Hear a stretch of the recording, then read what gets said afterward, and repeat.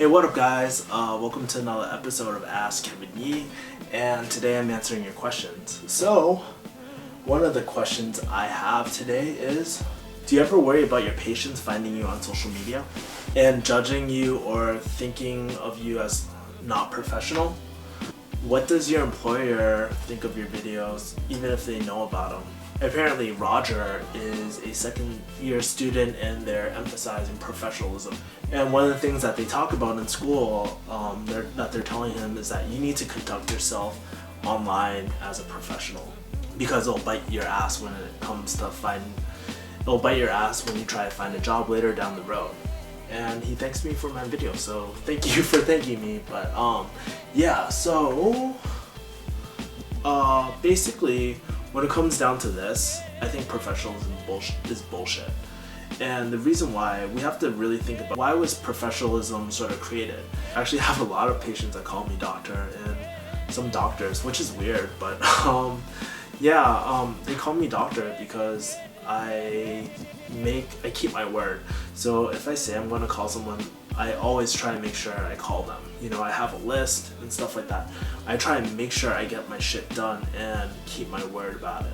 And I feel like that's being a professional. I mean, because when it comes down to it, when you think of a professional like a doctor or a pharmacist or somebody with a higher degree, right? You're trusted. If you make a promise like, oh, I'll call you sometime, blah, blah, blah, and never do it, then your patients won't trust you. No one will trust you and you lose all credibility. And so that goes with like making promises, not showing up on time, stuff like that.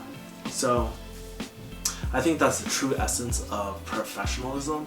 I feel like there's a huge difference between being a professional and not being who you are, right?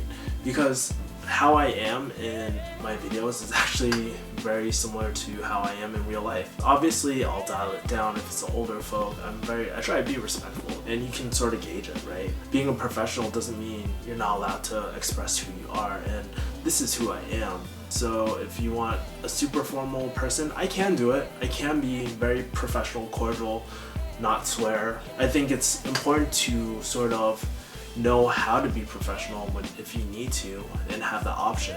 But I feel like for me, I'm not really willing to sacrifice who I am, and that's one of the beauties of where I sort of work. I work in Hollywood, and so there's a lot of crazy personalities out there, and I just sort of fit there, you know. And sometimes you can, when you're real and relatable to people, that's an advantage actually. And you can better convey your message. People like you, they'll want to talk to you about certain things, you know.